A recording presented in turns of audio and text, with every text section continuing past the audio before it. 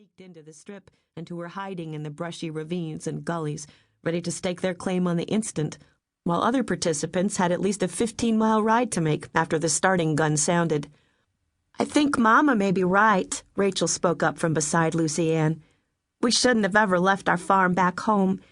But if we do have to go back to Paragon Springs," she added with assurance, "there are good friends there who will take us in. They'll be glad to see us back." Lucy Ann knew Rachel was thinking of folks at home who were as dear to them as true kin. Aurelia and her daughter Zibby, Meg Gibbs and her family. Rachel's mind would be particularly on Aurelia's son David, with whom she was in love. "Not going back," Admire growled. "I ain't never gonna be a farmer again. We're claiming us a ranch in Oklahoma. Gonna raise cattle and horses, and that's my final word. Now follow me." He put the pinto into a trot out in front of their wagon. Lucy Ann waved at the dust in front of her face, clucked her tongue at the team. She turned a smile in sympathy at her daughter as they set to drive their way through the throngs of wagons and people. "David will come find us," she said softly, "and I don't think it will take him long, either." Those last painful days before they left Paragon Springs, it had been obvious that David was deeply in love with Rachel. But it would take some doing for him to get over his shyness and take action, something he ought to have done ages ago.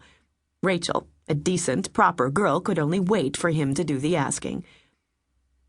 It was needless to try to drive into the town proper where crowds were thickest.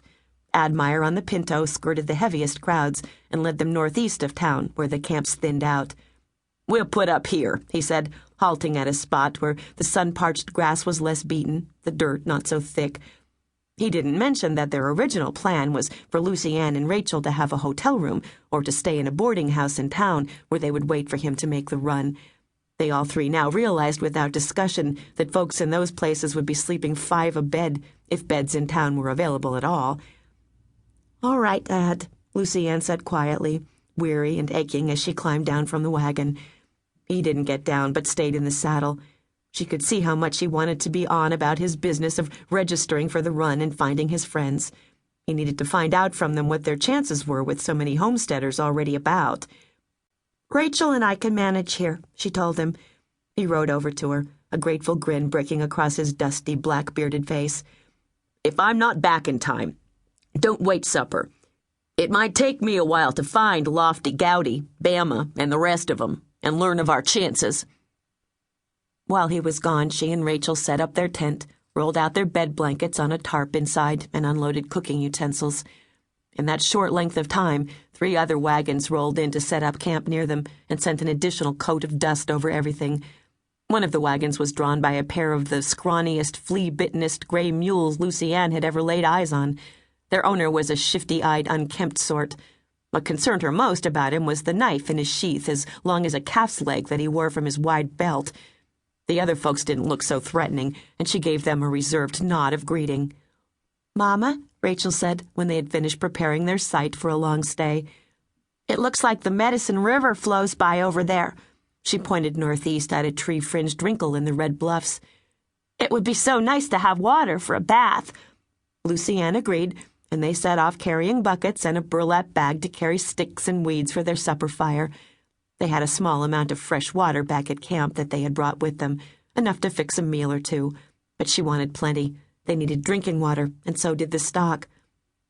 They came to the river bank after about a mile walk. "Mama, look," Rachel spoke with heavy disappointment. "There's no water. The river's dried up."